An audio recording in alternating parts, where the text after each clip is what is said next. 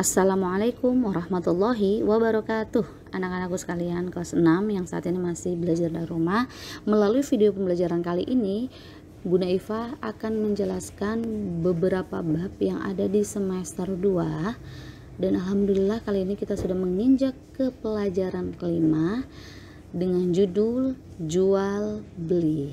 Nah, pasti kalian sudah sering mendengarkan kata-kata ini dan juga sudah pernah melakukan transaksi jual beli, belanja di warung-warung terdekat, di toko, atau bahkan sampai di supermarket. Nah, di dalam Islam ternyata jual beli ini juga sudah diatur, sehingga kita tahu mana yang diperbolehkan dan mana yang dilarang oleh agama kita, yaitu agama Islam. Nah, sebelumnya yuk kita awali sama-sama dengan membaca basmalah. Bismillahirrahmanirrahim. Assalamualaikum Langsung saja kita bahas bagian A, arti jual beli. Di sini kita bahas dulu nih pengertian dari jual beli itu apa. Jual beli adalah tukar menukar barang dengan cara tertentu. Kita menjadi pembeli ataupun kita menjadi penjual, tentunya cara yang kita gunakan harus baik. Cara ini harus disepakati oleh kedua belah pihak dan tetap mengikuti aturan dalam agama Islam. Nah, di zaman yang sekarang ini nih, kita tidak hanya ada satu cara, tapi kita diberikan berbagai macam cara untuk memiliki atau membeli sesuatu. Ya, kita dimudahkan dengan adanya teknologi. Nah, yang pertama ini adalah yang kita bahas ketika kita datang langsung ke pasar atau ke toko, memilih barang yang kita inginkan, kemudian kita cocok harga dan langsung memiliki barang tersebut. Nah, cara lain adalah menggunakan teknologi HP, teknologi komunikasi yang menghubungkan kita dengan penjual yang berada di kota lain. Kita melihat barangnya, memilih-milih, kemudian kita cocok harganya, dan kita transfer, barang akan segera dikirim dan sampai di rumah. Ya, cara ini mungkin lebih mudah sehingga kita tidak perlu keluar rumah. Tapi zaman dahulu kala nih ada istilah barter yang mana belum mengenal uang, sehingga ketika kita membutuhkan sesuatu, orang lain juga membutuhkan sesuatu, barang kita tukar dengan barang, belum menggunakan uang ya. Jadi kita misalkan punya beras, kemudian mereka punya singkong, nah bisa tukar ya, atau kita punya barang apapun itu dan orang lain punya barang lain juga, sehingga kita sama-sama memiliki barang yang kita butuhkan.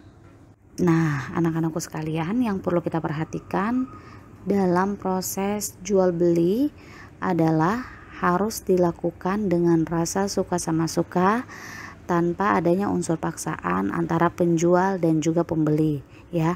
Jadi kedua belah pihak sama-sama ridho, sama-sama ikhlas dalam transaksi tersebut. Sesuai dengan firman Allah dalam Al-Quran surah An-Nisa surah keempat ayat 29. A'udzubillahi minasyaitonirrajim. Bismillahirrahmanirrahim. Ya ayyuhalladzina amanu la ta'kulu amwalakum bainakum bil batil illa an takuna tijaratan an taradim minkum. Hai orang-orang yang beriman, janganlah kamu saling memakan harta sesamamu dengan jalan yang batil, kecuali dengan jalan perniagaan yang berlaku dengan suka sama suka di antara kamu. Nah, kita lanjut ya di bagian B, hukum jual beli. Hukumnya apa sih jual beli ini? Hukumnya halal ya. Hukumnya halal berarti Allah Subhanahu wa taala memperbolehkan adanya transaksi jual beli. Nah, hal tersebut tentunya adalah semata-mata untuk kemaslahatan umat manusia.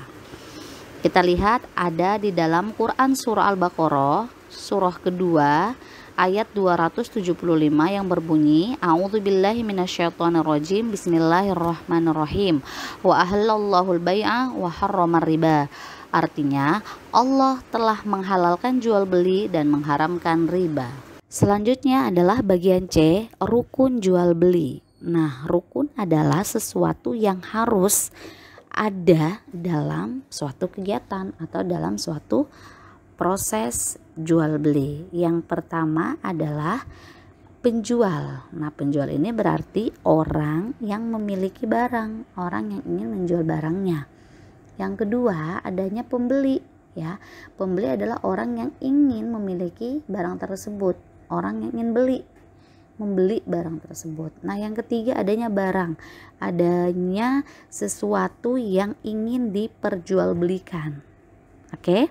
Yang keempat adanya uang, yaitu alat untuk menukar barang tersebut, ya. Adanya uang yang dipakai untuk transaksi.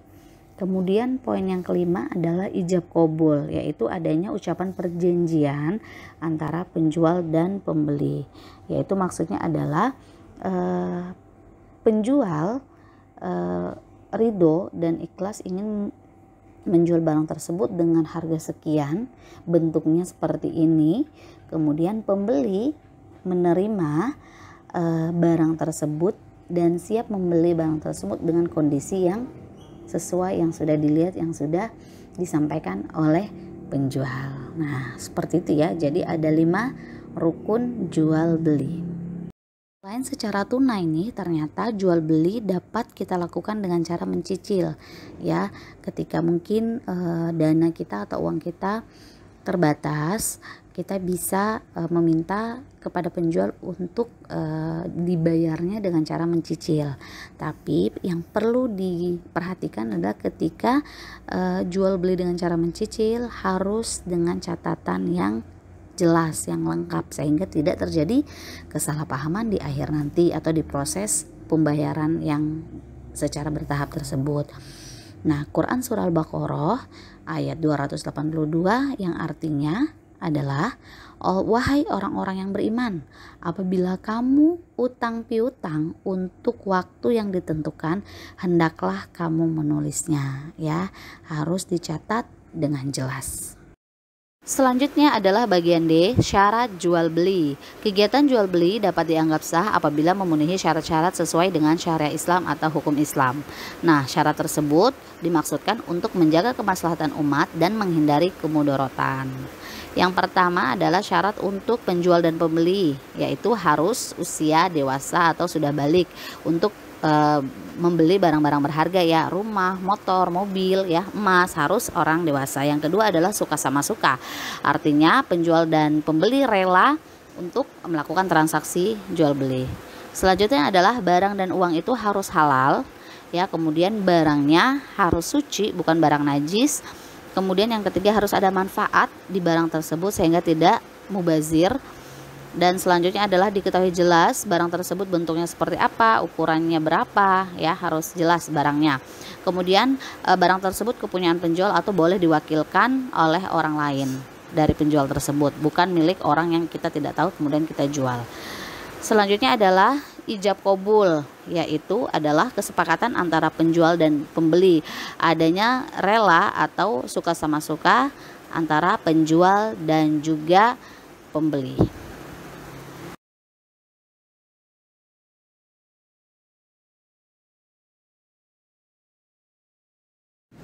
Untuk bagian terakhir ini ada kuis buat kalian semua, hanya ada 5 nomor.